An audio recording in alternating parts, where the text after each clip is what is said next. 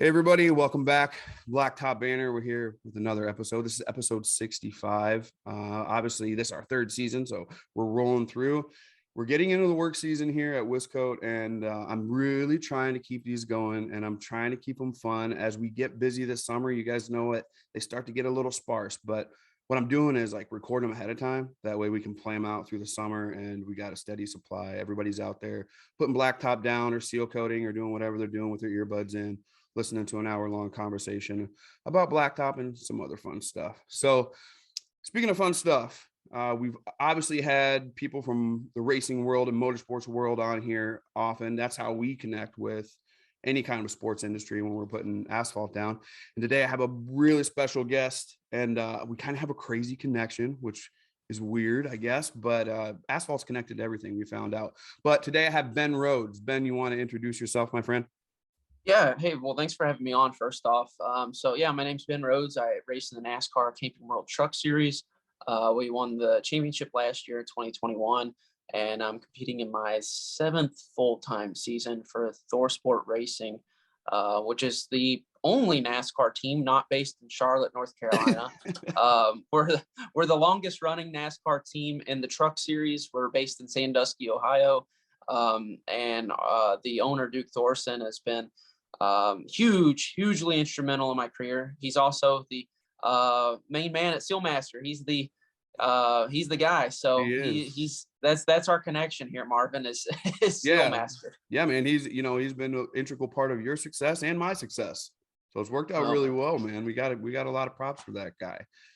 When we talk about your career and stuff, Ben, obviously we have the Sealmaster connection, but you drive number 99 Toyota.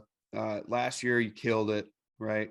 Won the champ. You're the reigning champion there as well.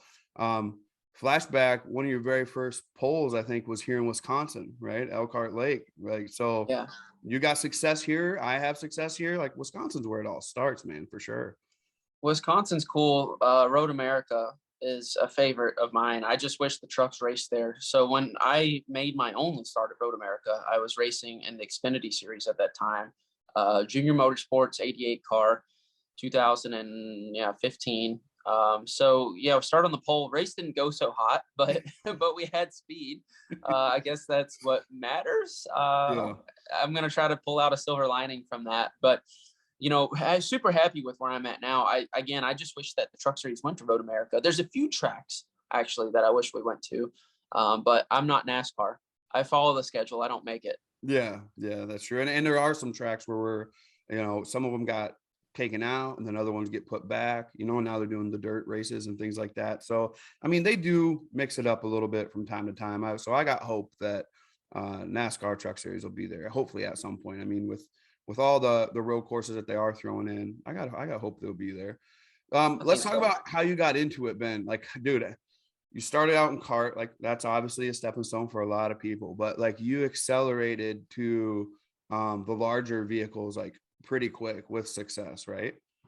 Yeah. So, well, I started out in go-karts when I was 7, and that was just local. I'm a Louisville, Kentucky guy. So, born and raised Louisville, Kentucky. I still live in the area. I never moved down to Charlotte and lived on the lake like all the other drivers do. Lake life living. I make fun of them for it. I'm like the only guy who doesn't do that. Yeah, you're Ohio River life, right? Yeah, Ohio River life. Yeah, with all the allergies and all its glory.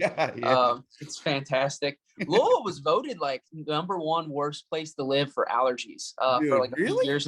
Yeah, you wouldn't think it, but I think it was taken over by, I don't know if it was Colorado or it was taken over by a couple different places now. I think it's like the 3rd worst place to live. Dude, I love Louisville, and I got asthma. Yeah. So I've never had an issue with allergies, but also we usually stay at the Galt House. So like, I'm on 4th Street, and I think last time we were there, I think we seen Billy Currington or something down on 4th Street, but I'm always out in the open air. And actually I go there for the Green Industry Expo at the Expo Center. And dude, I never have very bad allergies or anything like that. Maybe I catch it at just the right time, And what time of the year are you going? We go in October. So, I mean, things are starting to like fall off a little bit and things like that. You're probably at a good time. Yeah, it's a good time. I mean, I like I said, of all the places in America, dude, Louisville is at least my top three. I love Really the city. Yes, glad I to hear love the that. city. The hospitality is from everywhere I've ever been. The hospitality is always the best, right in Louisville, man. People are Well, usually. you mentioned we're filming this early. It's funny because Kentucky Derby is like right now about to I happen. know. I know. We've been doing all of the Kentucky Derby Festival, all the stuff leading up to it. Last night was the Great Bed Race. Yeah, a week ago was the Thunder over Louisville. It's been pretty cool. This is like the best time of the year to be in Louisville. The Kentucky Derby's really fun. I've got a lot of cool history with that over the years. Yeah, see, I missed it. We were 2 weeks ago. I was here at Keeneland, so we went over Oh, and watched some horses race there. I own a shares and a horse off of Justify, so it's filly. So yeah. it's like, yeah, so we're hoping, like, his name's Rose. Her name is Rosie's Alibi. She's just getting trained. We're hoping to get her up there to where, like, we can come and watch her race in the Derby. Hopefully she's that caliber. We're hoping she is. She's a little feisty. It's taken a while to get her trained up. So I'm hoping that's a good sign, right? That when they let her out of the gate, she gives it. But dude, we love it. We were at Churchill Downs last year. My kid got to reach down and grab the sand, the history. It's a beautiful blend, I think Louisville is, of modern, great cuisine mixed with old barbecue, and then country music, and then the legends of the horse racing at Kentucky Derby, dude, at Churchill. It's a unique place, and like you said, I'm glad you like it. I don't blame you for not leaving and going to the Carolinas, dude. But this is what it is. So when you got started, we got diverted like a Yeah, lot. yeah. We got diverted a lot. Horses will do that, man. So when we talk about you kart racing and starting in Louisville, how did you ascend up that ladder to where you're at now, man? Yeah, so started karts locally, and we started kind of touring around on the go-karting scene wherever we could find a big money race. Usually the big money races are where, the toughest competition were. And we figured that if we wanted to be the best, we had to kind of beat the best, right? As the saying Yeah. goes. So we toured around. We went all the way from Florida, Kansas, New York. We did mainly dirt, but we also did some asphalt stuff too. And I did that until 2009 or so. So we started in 2004, did that till about 2009. Then I started getting into bandoleros. We raced locally. Those are basically 30 or 40 horsepower, 700-pound.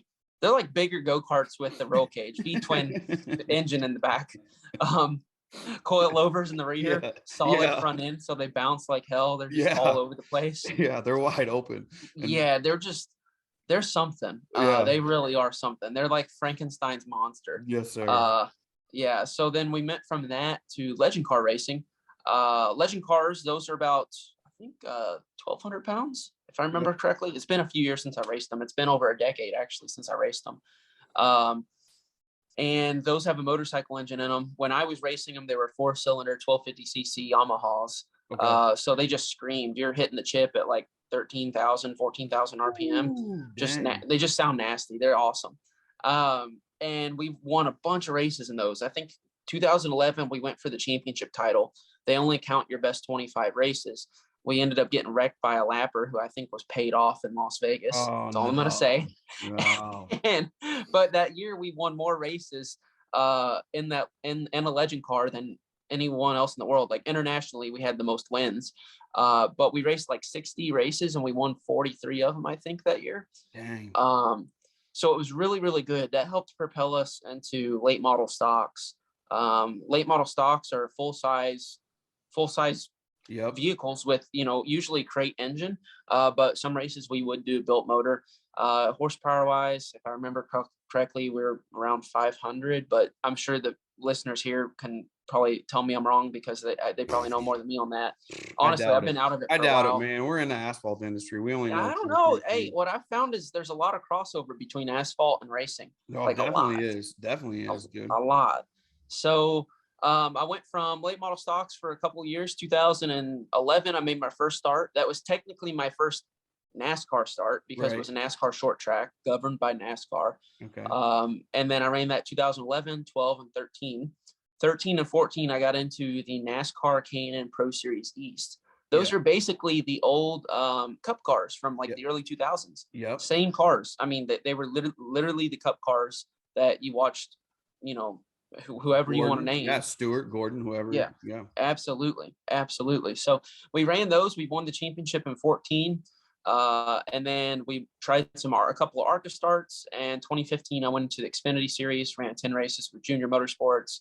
I ran the 88, so I shared that with Dale, Casey Kane, and Kevin Harvick, if I remember correctly. And then since then, I've been running Truck Series. So I've just been running trucks and living life and liking it. Dude. So it seems like you've always been cool as a cucumber. All right. Did you have those moments where, yeah, I know that's not the case, but you just, there's just no denying it. Sometimes when you're in those spots, you're like, holy shit. But what was there those moments when you were like, holy crap, man, I'm in a NASCAR race? Like, did you have those moments where it was like, where it caught you like that? Or did you always have that long vision of, nah, we're just going to keep going. We're just going to keep winning and keep going? Both, actually. I try to have the long vision and the big picture as much as I can. I find success comes to me better if I keep my eyes on the big picture. When I get narrowly minded, and so we call it driving off the hood pins. If I'm looking right at the hood going down the road, I'm going to end up hitting something. Yeah. Right. When I look way out and I'm looking at the long game here, I'm looking at the big picture, I find that we tend to run better on the racetrack. I tend to have better results at the end of the year. So keeping that focus is pretty, essential for me. But I know that I try to take everything with some enjoyment too. I really do try to slow down at times and see and realize, hey, we're racing trucks and cars for a living. Like, this is, like, I can't beat it. I've got it pretty good. I need to enjoy it while I'm here. If we fought like hell to get to this point, and I need to enjoy it and not just say, okay, stress, Right. Anger, Right. and focus on all the bad stuff. I need to actually slow down and enjoy it, and I try to do that. I really do. But how it is. It's easier said than done. It is, especially when you have long term goals. Like, it's nice to enjoy it, but in your mind you realize that's just one piece of a big puzzle that we're trying to put together. When I think about, like, we can talk about, you just got off of Bristol. Congratulations on the win there as well. Yeah, thank you. On the dirt, the dude, you led almost 100 laps, right? So that's nice when you're in front and there's a lot of dirt, but there's a lot of trucks in the way anyway. So I'm sure you were getting a face full of it on the windshield the whole time anyways. When you think about that, when you think about long term and you think about leading all those laps and getting there, what is it that, with your success, winning the championship, and you're in the lead now with points, I would say a decent lead here, this far. It's okay. It's okay. We want to grow it more, obviously. But obviously. It's good to maintain. Like, we have something we can maintain at this point. Yeah. Which is necessary. Going into this 8 race stretch that we're going into, you have to have a little bit of a cushion. It pays 15 bonus points. Basically 3 wins. 3 wins is what it counts to win the regular season championship. Dang. So we have to win that if we want to increase our odds to make it to the Final Four and win the overall championship. Yeah. So it's a big deal. We get super excited about a win, right? And we're like, oh yeah, do you find that you get satisfied, or when do you feel satisfied? Is it at the end when you're holding the championship? Do you feel that satisfaction then, or are you still thinking, we got to keep fighting? Is this, I just kind of want to know what Ben Rhodes is. Goal layout is, because we reverse engineer our goals in this industry. We're like, dude, this is where we want to get, and we're going to reverse engineer how we get there. So has it always been, dude, we're going to be the Truck Series championship and this is how we get there? Or is it that we want to do X amount and one of those steps is the Truck Series championships? I almost feel like you almost have to just approach your goals straight on in this sport, just because you just don't know. Like, there's so many variables and there's so much stuff that's out, that's just outside of your control. So I found that in the past, what I've always done is we just kind of set goals, approach them straight up. We do our best to hit them. But with my job, there's very little that I have control over. What I have control over is that truck when I hop in it. I've got some influence on what goes on around outside the vehicle. But for the most part, when you just talk about straight up control, I control the truck. Right. Outside the truck, that's my crew chief. That is his role. He's controlling what's going on the truck. All the bolts are tight, what the setup is. And we talk and we influence one another on making the right setup, right? Because we have to work together. We're a team. We make that happen. But I rely primarily on his experience and his knowledge. If he was a fantastic driver, he'd be a driver. If I was a fantastic crew chief, I would be a crew chief. You kind of just you gravitate to what your talents are, and he's extremely talented at being a crew chief. I can't do it. I can tell you straight up, I can't be a crew chief. I mean, I know enough to kind of like fudge factor my way through doing it, but I can't be a crew chief. There's no way I could do that, right? So I guess we just kind of approach our goals straight up, and I try to just work with my team the best I can. But it's funny, like the satisfaction I get out of wins and championships and stuff, it's ever evolving. And I think it comes back to how deep was the valley before you get to that peak.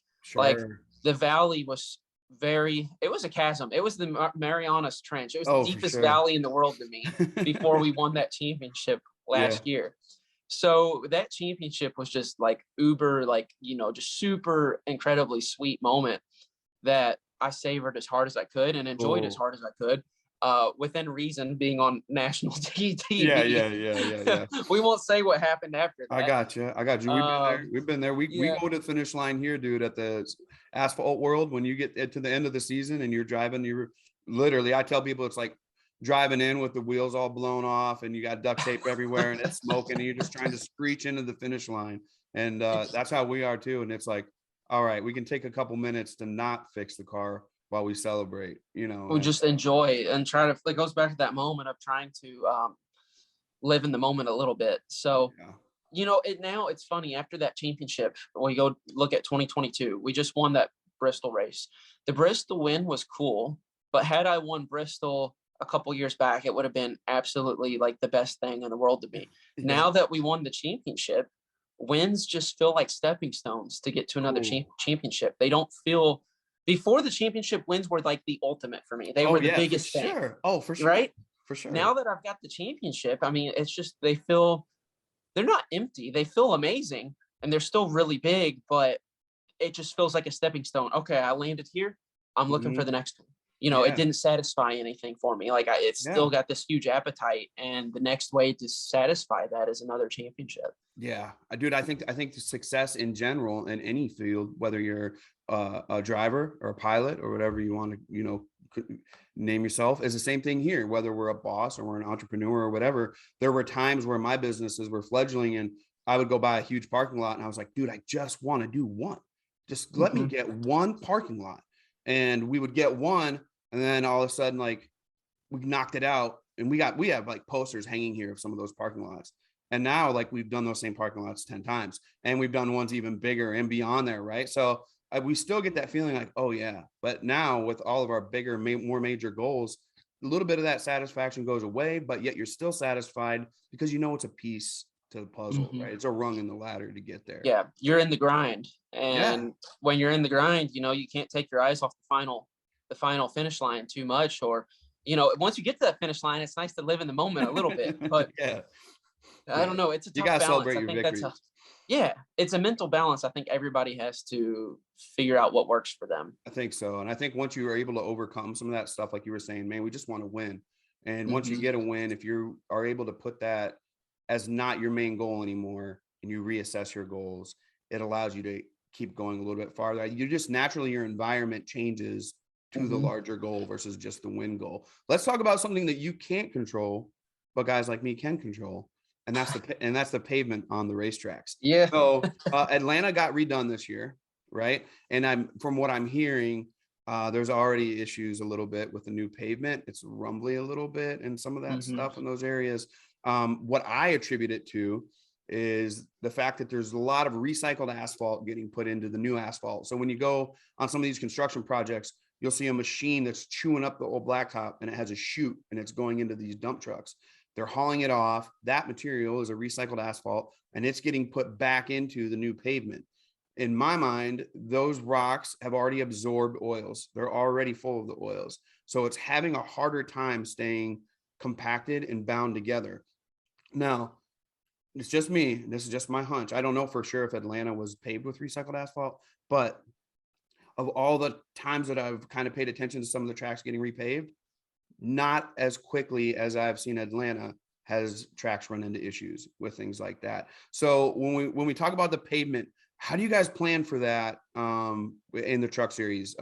Whether it's raining or not, or different types. We were just talking about Bristol having dirt and a little bit of concrete, and then you switch over to pavement, let's say like Talladega in the middle of the heat, and then we got Martinsville where it's real tight and short. What do you guys plan for different pavements? Is that a, and maybe you have an advantage of that, man, with Duke behind the helmet. Yeah. How do you guys plan for that? Do you plan for that when you go into your race weeks?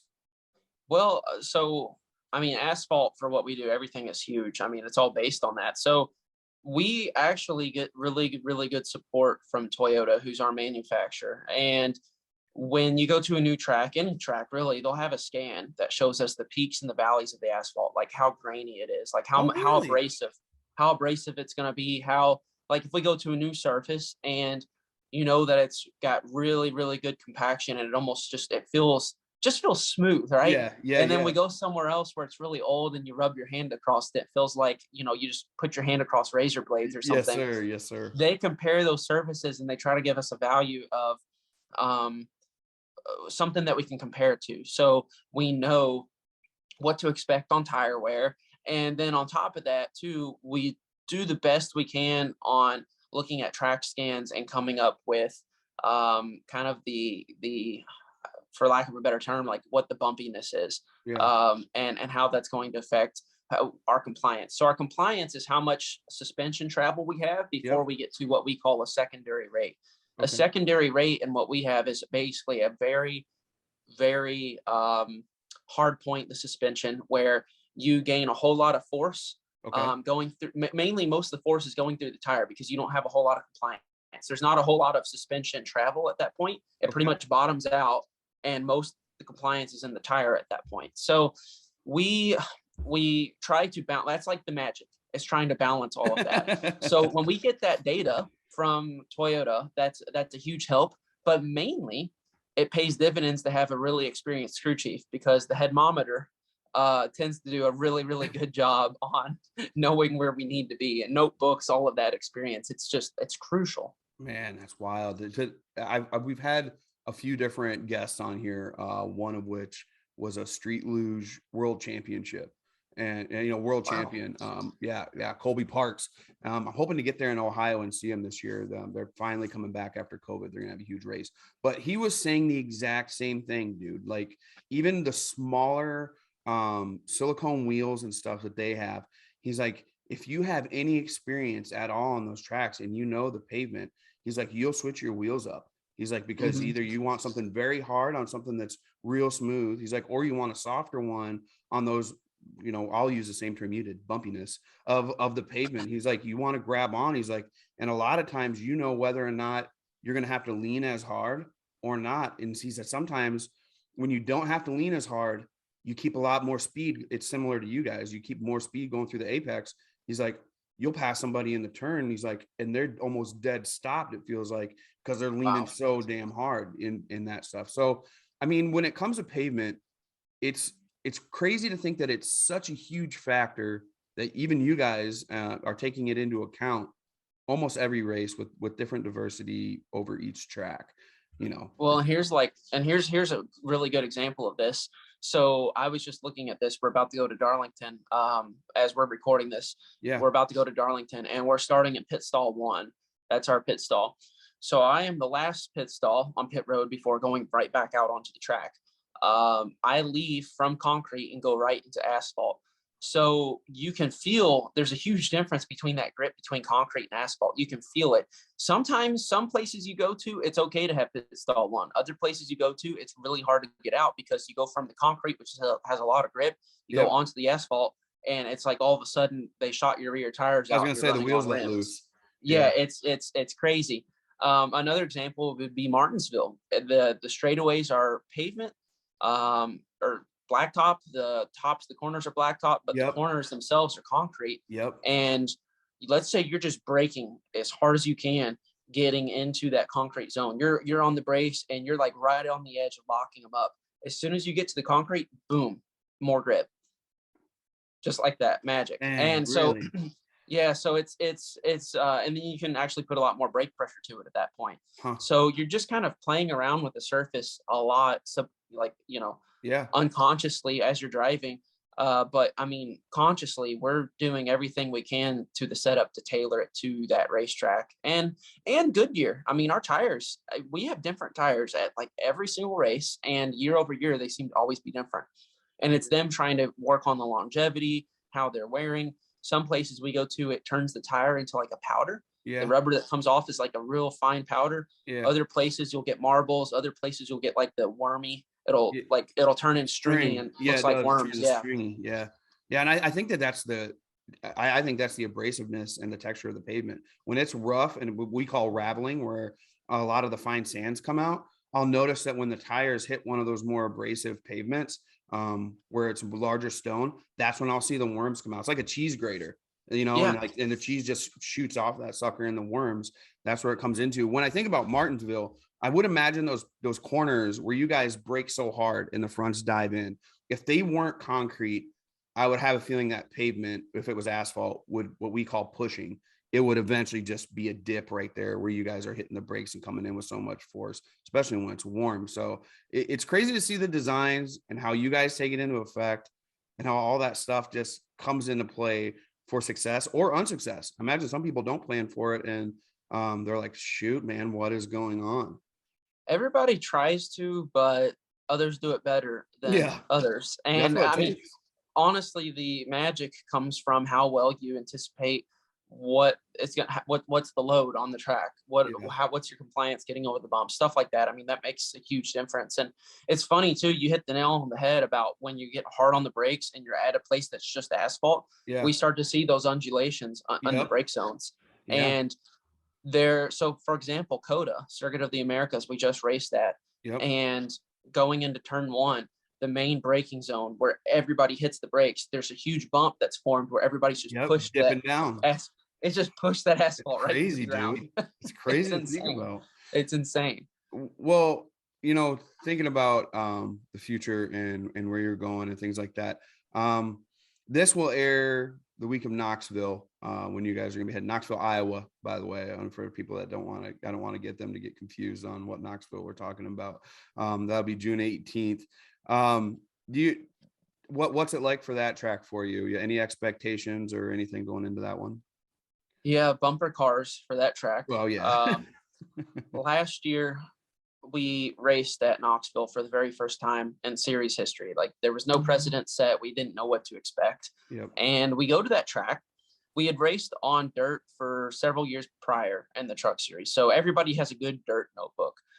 We go to dirt and we go to Knoxville, and this is dirt that we've never raced on before. It's black, rich soil. It's Yep. just Cornfield. Midwestern black Yeah, dirt. cornfield, man. Yeah. So we get on there, and usually just like everything else, it starts out really, really tacky, lots of grip. You'll run your fastest times. And then as it loses moisture, it starts to slow down. It starts getting slicker and slicker. It turns into a dust and it Oh, slicks off. So that's typically where it ends at every racetrack. Well, this dirt ended up taking rubber. And what that means is we started laying rubber down on top of the dirt, and we actually started turning our fastest lap times of the day. So we start out like a second or two fast. We lose those 2 seconds. It takes rubber. Now we gain like 4 seconds back. get It was out. insane. Really? Insane. So, and I'm exaggerating a little bit on the time, but Yeah. we gained a lot of time back. Dang. And because of that, it turned almost into like an asphalt race in a sense.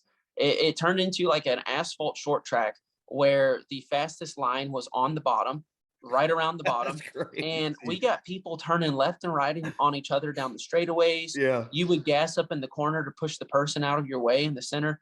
It just turned into absolute demolition derby, destruction. I was over it. I have never been so mad leaving a racetrack as I was there last year. Oh yeah, especially when you went in with a different expectation. And then all of a sudden it completely throws a kink into it, which I think that's what NASCAR wants in general, is a little bit of excitement. They got action. I'll give them that. They got plenty of excitement. I don't know that I want to go back, but we're going.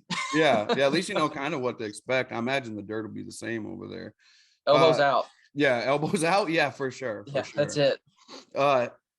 So let's talk about what's next as we're winding down here for you, Ben. We got you in the lead, reigning champion.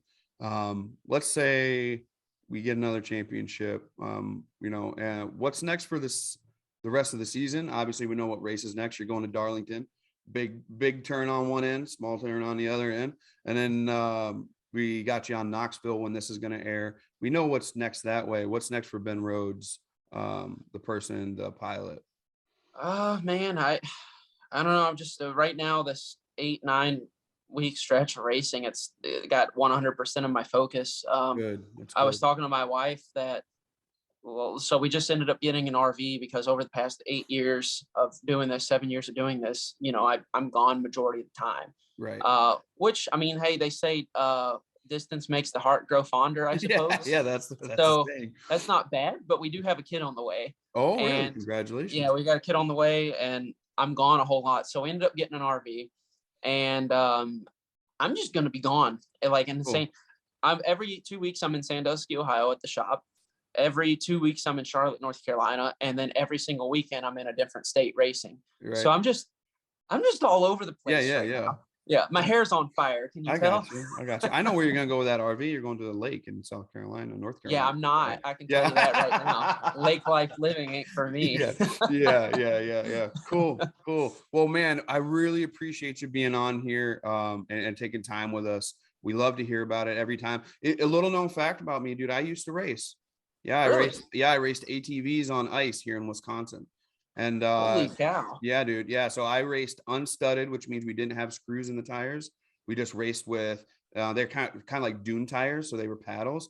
We get them up to about 40, 45. I raced a Honda 400EX and kind of the same thing. I won one race. I kind of did a Bobby Labonte where I won one race, but I was like at the top, right, with points all the time. I never was out of the top three. That consistency had me win the oval. So I won the championship that next race. The guy that was in second, I went into the corner, which I always give, we've had Spencer Boyd on here quite a bit. Him and I are becoming decent buddies as well. And I was telling him about turning right to go left. I was like, dude, my whole career was turning right to go left when we were talking about Bristol. And same thing. I went into a corner, kind of turned right, and the dude that had the points came in and hit me in the rear axle. And when he did, he hit the outside right tire going out towards the outside berm of the track. And I had the acorns from a stupid move, dude. Just a mistake, really. We have aluminum wheels, and I had the acorns from the lug nuts faced in versus spun the other way with them facing out. And when he hit the inside of that tire, it literally peeled the lug nuts through the aluminum, and that tire just was gone. Boom. So I ended up second on the TT course, which is the technical course. I ended up second for the season on that after winning the race before I won the oval championship. And I was like, dude, I got the TT one locked up. Like, all I got to do is finish the race. Didn't finish the race, dude. The tire was racing. gone. Yeah, dude, it's racing. That's racing, man. It is. It was life. Those so are the same thing. I values. think Vegas probably had a lot of money against me.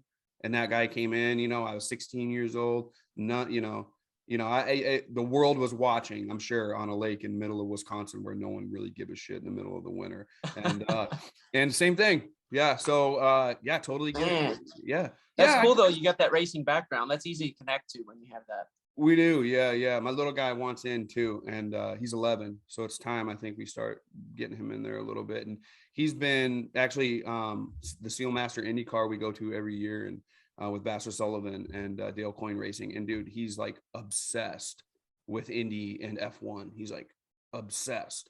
And that's cool. I'm like, dude, this is so complicated. He's like, that's how I like it.